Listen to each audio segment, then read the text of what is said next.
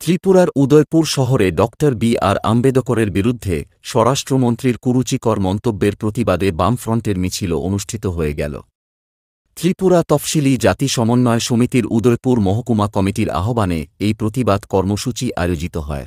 প্রতিবাদকারীরা অভিযোগ করেন, doctor B.R.. আম্বেদকরের প্রতি অবমাননাকর মন্তব্য ভারতের সংবিধান এবং দলিত সম্প্রদায়ের প্রতি অবমাননার সমান। এই বক্তব্যের বিরুদ্ধে তীব্র নিন্দা জানিয়ে মিছিলকারীরা স্বরাষ্ট্রমন্ত্রীর পদত্যাগ দাবি করেন। মিছিলটি উদয়পুর শহরের বিভিন্ন গুরুত্বপূর্ণ রাস্তা পরিক্রমা করে এবং শেষে একটি সভার মাধ্যমে সমাপ্ত হয়। সভায় উপস্থিত বক্তারা বলেন, সংবিধান প্রণেতা ডক্টর বি.আর. আম্বেদকর ভারতীয় গণতন্ত্র ও সমাজে সাম্যের প্রতীক। তাঁর প্রতি অবমাননাকর মন্তব্য দেশের সংবিধানকে অসম্মানিত করা শামিল।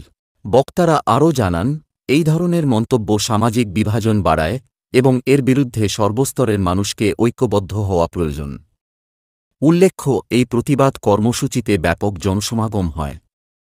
সংবিধানের প্রতি সম্মান এবং সাম্যের বার্তা নিয়ে উদয়পুর শহরে প্রতিবাদে সরব হল ত্রিপুরার মানুষ।